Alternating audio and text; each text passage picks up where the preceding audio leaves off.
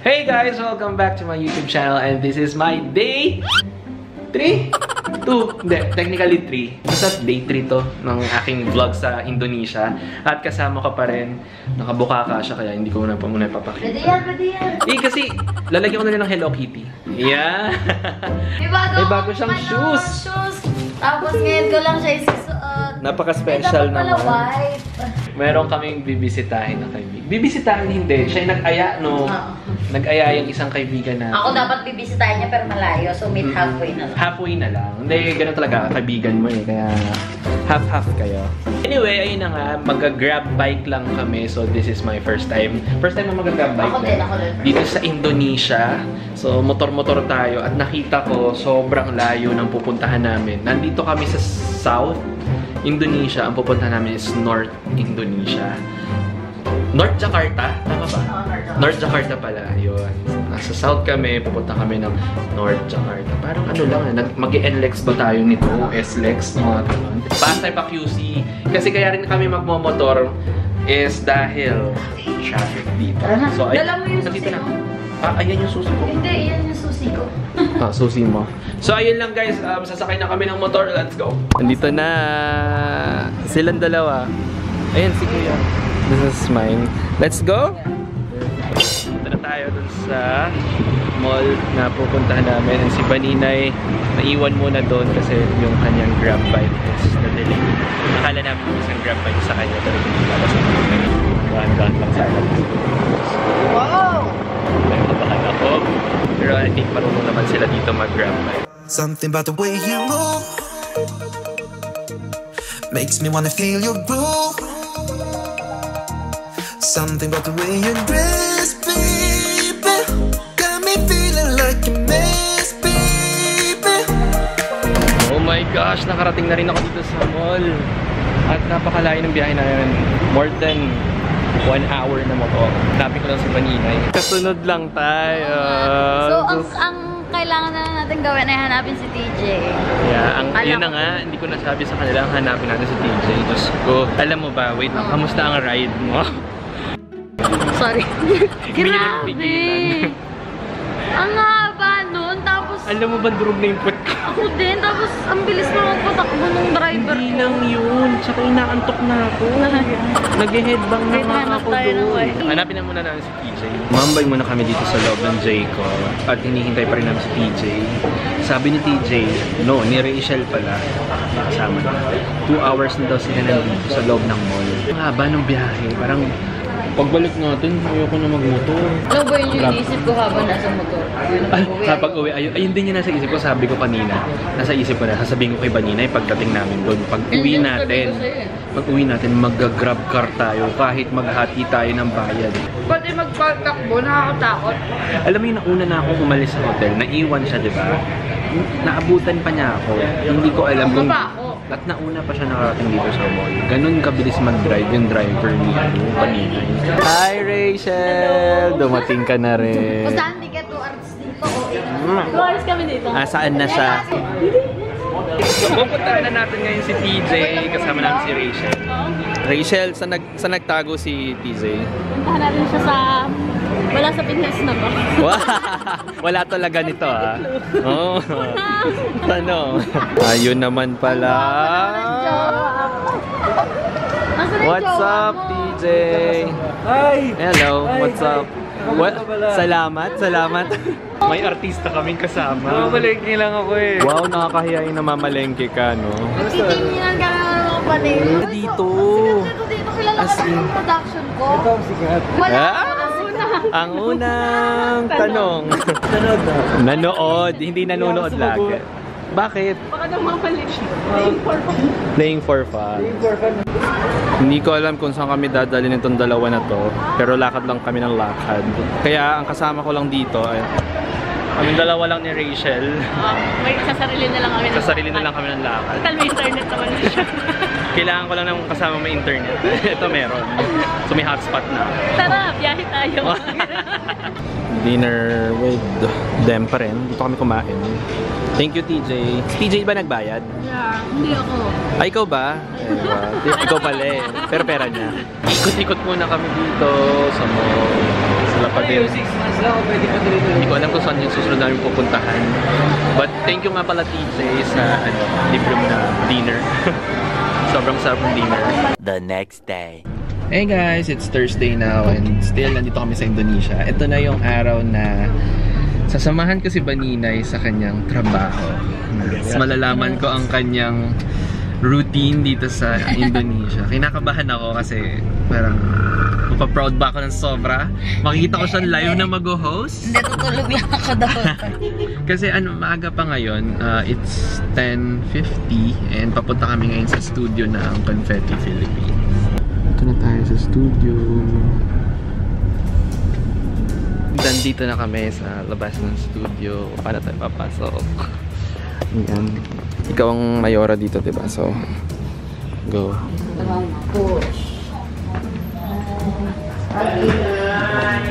So, saan mo ako dadalhin? Ito yung makeup room ko. Pero mamaya pa dito. Makeup room host. Wala pa dito yung makeup. Wala pa. Ang laki naman pala dito. Oo. At may pagkain na. Lagi, welcome to the Philippines! Hi, Philippines! Oh, dito ka. Oo. Pwede makita yung set? Studio. Ayun yung set ng Ba with the knee with the knife. Banin. Parang mga sinasabi natin sa TV, diba? Pag napupunta tayo sa loob ng studio ng mga shows, maliit pala. Malakas siya sa camera. Tsaka, minsan ako, yung sa studios naman, sa kunyari sa ABS, mga Showtime, kaya siya naging malaki is because of the camera, yung lens na gamit nila. Yun lang yun.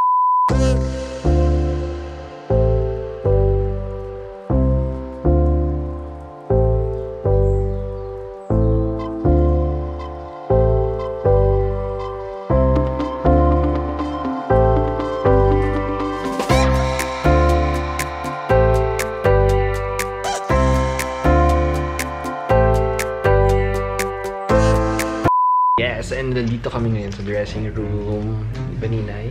I know, makeup room pala to, right? Jay? Yeah, busy.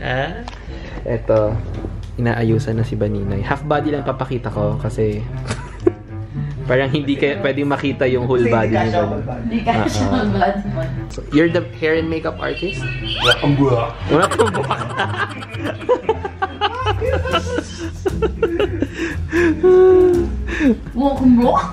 So if you have a YouTube channel, how do you introduce yourself? Okay, go. Welcome. Wala kang buha.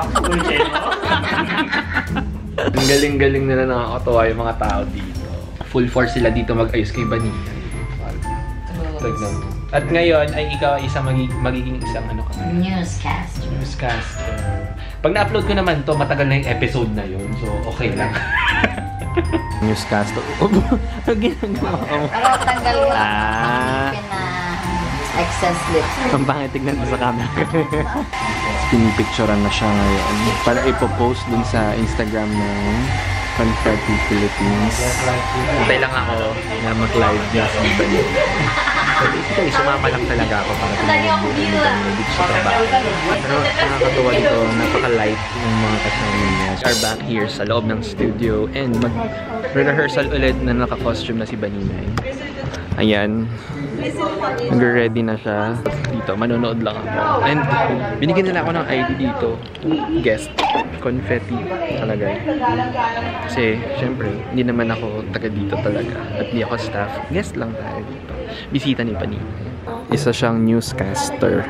Yan ang kanyang pakulo for today. Kasi diba, pag naglalaro kayo ng Confetti, pinapanood sa every episode may iba-iba siyang parang pakulo. So, yan ngayon, newscaster siya. Taas mo na, friend. Taas mo na at binigyan na lang. Doon na lang siya magsimula.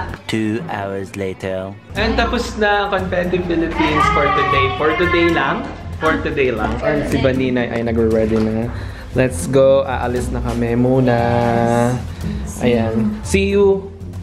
See you dyan, mamaya. May gagalaan pa tayo. Ayan na, nag-ready na. After kasi ng Confetti Philippines, iba naman. Ibang bansa naman yung nag-ready. Walang tigil ang pamimigay ng premyo ng Confetti. Yun. Diba? So, tara na, Baninay. Let's go. Hi guys! So this is my last day here at Jakarta, Indonesia. Medyo malungkot. Pero kasi okay lang yan, magkikita pa rin naman kami ni Maninay. And wala siya ngayon dito sa kanyang kwarto. Ako lang ang naiwan dito kasi nga meron din siyang confetti na show ngayon. So sabi ko maiwan na lang ako dito. And I have to pack my things. Yan. Dahil mamaya na nga ang aking flight pabalik ng Maynila. Namimiss ko na ang Maynila din. Siyempre, as promised kay Maninay, hindi ako aalis dito ng kanyang hotel nang hindi ko siya napagluluto. So, bago man lang ako umalis ng Indonesia at para after work ni Maninay. Kasi anytime soon, dadating na dito yon, tapos na yung confetti. Magluluto na ako ng kanyang inaasam-asam na sinigang. So, prepare na ako dito. Hindi kasama yung tinapay. Pero nandito sa loob lahat ng mga ingredients na binili namin. So, yun. Pagkahanda ko na siya para makakain naman siya ng masarap na sinigang ko. So, ayun na. Nakapagluto na ako. Nandito na si Maninay. Ito na. May ulam po kami. Wow. Sobrang simple lang po. Isang sinigang at corned beef, dahil namimiss niya na yung mga ganyan sa Pilipinas. Tara! Kakain na po kami. Let's go, Maninay. Kain tayo.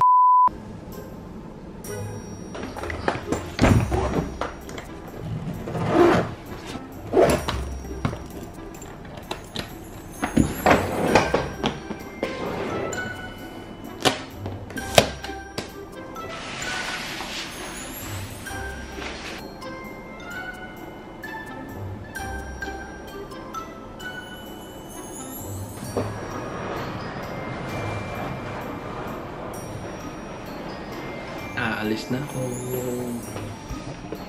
Tulog pa siya. Maninay. Maninay. Bye-bye. Punta na ako ng airport. Tulog kasi siya. Pagod na pagod yan. Thank you. Salamat. Thank you. Nandiyan na yung grab sa baba. Magpahinga ka na dito. Pagod na pagod kasi si Maninay. Kaya ako na lang bababa at mag-isang pupunta ng airport.